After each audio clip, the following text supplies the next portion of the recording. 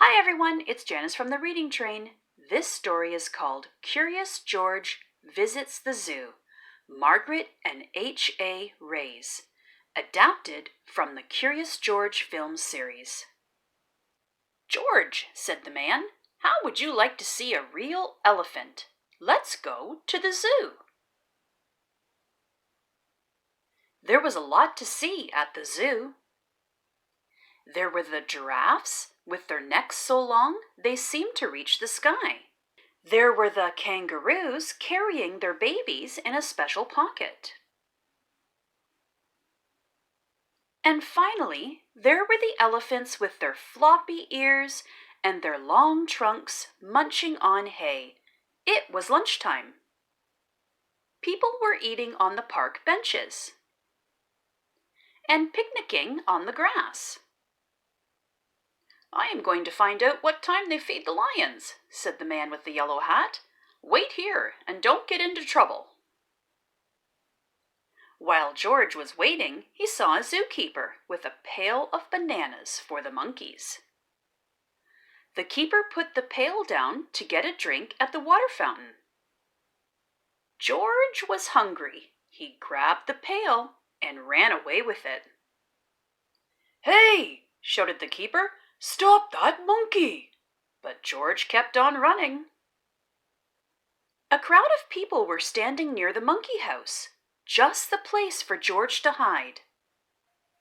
Standing by the cage was a little boy holding a red balloon with a long string. Suddenly, one of the monkeys reached out, snatched the string from the boy's hand, and ran to the top of the cage. Then he tried to squeeze the balloon through the bars. The other monkeys started to shriek and scream. The little boy was crying.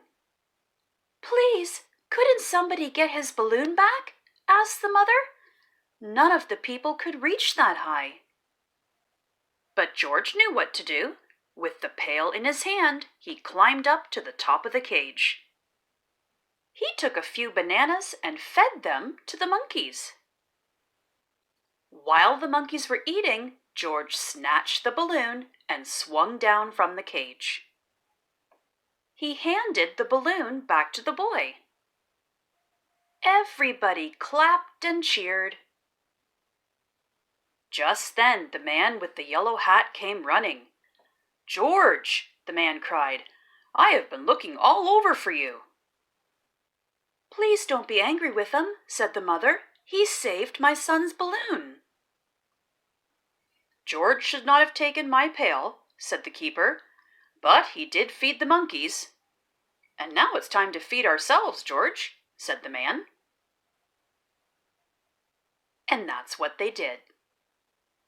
Thanks for listening. Don't forget to click on subscribe.